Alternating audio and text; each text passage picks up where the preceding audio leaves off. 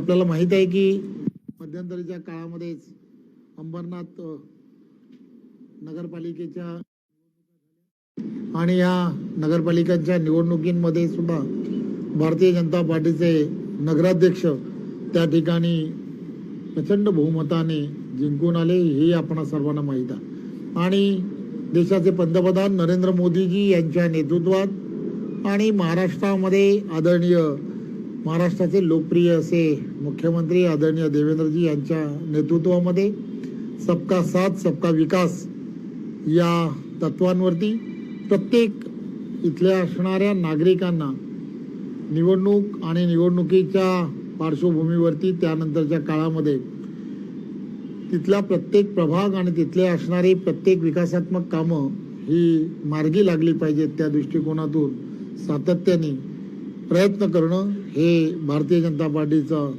मूळ त्या ठिकाणी राहिलं। आणि त्याच दृष्टिकोनातून आज मला सांगायला आनंद होतो की 2 दिवसापासून या सगळ्या गोष्टीची चर्चा सुरू होती आणि म्हणून तिथले असणारे काँग्रेस पक्षातील सर्व नगरसेवक जे आहेत त्या नगरसेवकांनी भारतीय जनता पार्टीबरोबर राहण्याचा आणि भारतीय जनता पार्टीमध्ये प्रवेश करण्याचा निर्णय घेतला।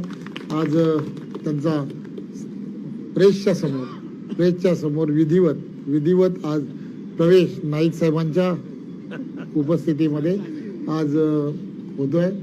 त्याबद्दल मी त्यांच्या सर्वांचं प्रदीप भाऊ पाटील हे त्यांचे गटनेते आहेत, ते आणि त्यांच्याबरोबर असणाऱ्या सर्व नगरसेवकांचं मी स्वागत करतो।